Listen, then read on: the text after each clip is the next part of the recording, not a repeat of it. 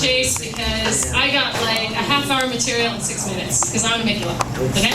All right. Yeah. So I'm thinking about dating sites. I don't know if any of you have done internet dating. How many have done internet dating? How creepy is it? It's very creepy, right? Okay. So I want to revolutionize, internet dating because I'm sick of filling out. You get the eHarmony, you fill out all the stuff for like 3 hours, and then you get some freak that they send you. Oh, this is your perfect mate. It's like some guy in fatigues with a deer head next to him, and it's just like football. And you're a And vegetarian. I'm thinking, this is my dream guy? What the heck?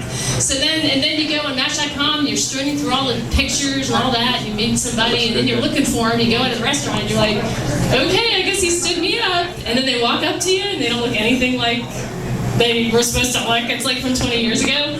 So I'm sick of it. I'm sick of liars. I'm sick of cheating. You need a coach, get a girl, get a friend, somebody to help you out. I don't want to see any cut-off head with the muscle body with the shirt cut off. The muscle with the shirt off. Look at me, look at me. I don't want to see that. I don't know if that goes out there. People think that women are all excited about that, but we're really not. That's a little too much information right away. So I want you to upload some pictures that are recent.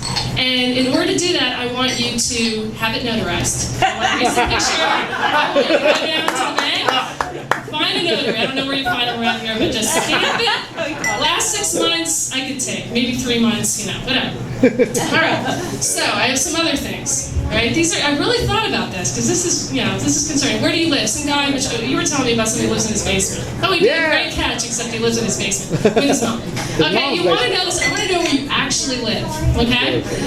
Also, I'm thinking this is the big thing that I have noticed. Looking at someone's Google searches. Has anyone looked at someone's Google history? This is some interesting stuff, okay? And I haven't gone through many. The guys I've talked to, they're like, oh, I don't know if I really want to share my Google history. Not really going to show me. So I'm only assuming there's a lot of porn on there, and there's a lot of gaming. It's like, it really is saying how much porn and how much gaming. I want to know how much. It's just like, is it all day? Is it once in a while? This is important to know. But I do have some of my friends, okay? So guys, listen, you might be interested in hearing these. I could create a whole profile, it'd be so interesting. And I have my own, I'm constantly looking up mental illnesses. I'm obsessed with mental illnesses. Probably, maybe I have one myself. Always curious, it's always good to decide if you have one yourself. Seeing if my mother has one. My mother does that, by the way. So I'm always looking that up for mental illnesses, like natural gas relief, different things like that. Things like, things you don't really want other people reading. Okay, so I have two friends. So one of them is a coworker, and she was like, I'll let you look at my Google history. Well, she's from another country, and she travels all the time. And I'm thinking, okay, there's 6 themes in here, 5 themes that I've noticed in her Google history. All right, escape. She wants to escape.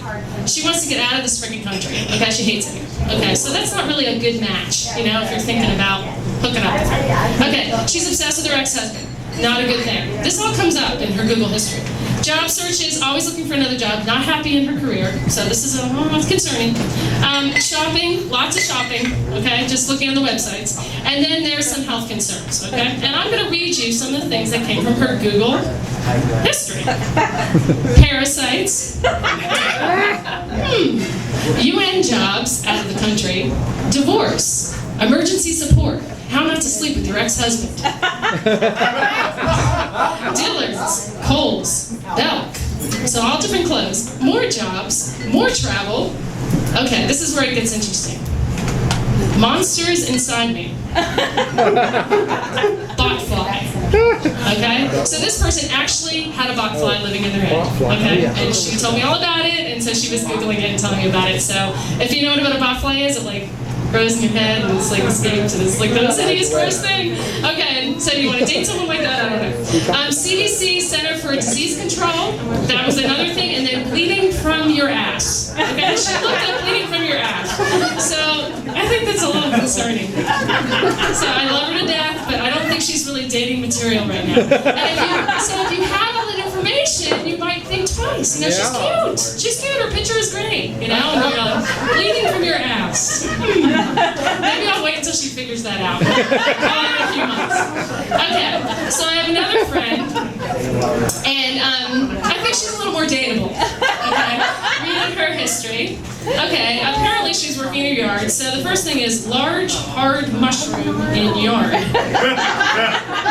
Okay, whatever. Okay, and then there's a plant board. So I don't know if the mushroom gave the board or something happened with this. These were all in. This is the order these things are in too. How do you get rid of a fat pussy? Okay, so I'm thinking, okay, this is a self-improving person. This is someone who's curious. She's out, she's gardening, she's concerned, she's noticing things on her body, and she wants to fix herself. Okay. Urban Dictionary, fat. F-P-H-A-T, pretty, hot, and tempting. So she's looking at words for just to describe herself. So that's good. Ghetto girl, and I know that's like a cool, like, political bras and things. She's looking for cute things to wear for you. Let me see. Can rabbits eat broccoli? Okay, that's kind of random. Gnarled tree didgeridoos. So we're dealing with someone who's a little eclectic. That's exciting. Gong show trading cards. So, and then we have, how do I have a cervical orgasm? I'm thinking, this is good, this is curious. I'm like thinking, good date, right? All right, broccoli salad recipe. So she's thinking about, she's a good cook. She's looking at recipes. Odette Fair is some sexy guy. I don't know, she's like masturbating to it or whatever because she's like waiting for the perfect date. I don't know. But she had some sexy guy in her Google search. Matthew McConaughey bald.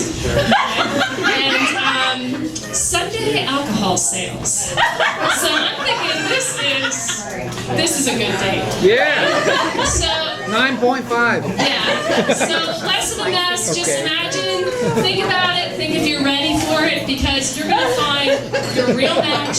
You're gonna find a date that knows who you really are, and you're not gonna mess around and waste time.